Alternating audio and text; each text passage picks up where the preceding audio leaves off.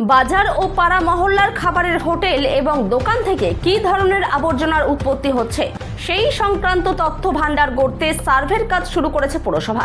Mission Nirmal Bangla প্রকল্পের আওতায় কালিয়াগঞ্জ পুরসভাকে স্বচ্ছ শহর হিসেবে গড়ে তোলার যে লক্ষ্য তা পূরণ করতেই কালিয়াগঞ্জ পুরসভা এই তথ্য ভাণ্ডার গড়ছে।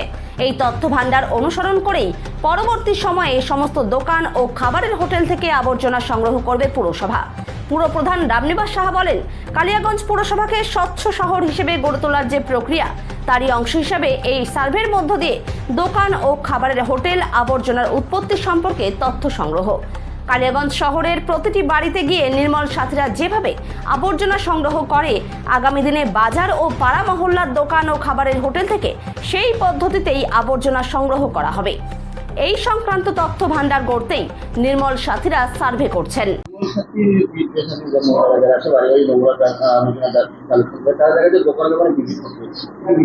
হ্যাঁ, প্রথমে আমাদের বাড়ি বাড়ি নির্মল সাথীরা যেত নোংরা কানেকশন করার জন্য, কিন্তু এখন যেটা আমাদের কাছে গাইডলাইন আসছে যে দোকান, হোটেল, যেগুলো যেগুলো জায়গার থেকে নোংরা তৈরি হয় সেখানটাও আমরা একটা সার্ভে করছি, ডাটা কালেকশন করছি।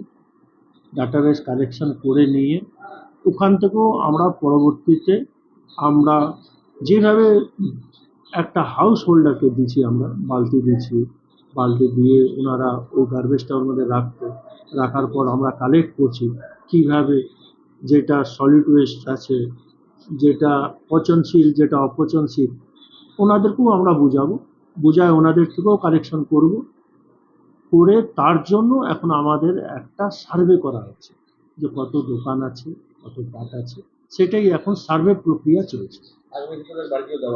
হ্যাঁ হ্যাঁ হ্যাঁ, যেভাবে দেখেন শহরকে পরিষ্কার রাখার জন্য আমাদের সরকার প্রত্যেকটা ব্যবস্থা নিচ্ছে যে কিভাবে কি শহরকে পরিষ্কার রাখা যায়। শুধু বাড়ির থেকেই যে গার্বেজ কালেকশন করে নিলাম আমরা, শহর পরিষ্কার হয়ে গেল তা না। দোকান আছে, বাজার আছে, ওগুলোও আমাদের দায়িত্ব, ওগুলোও আমাদেরকে কালেকশন করতে হবে।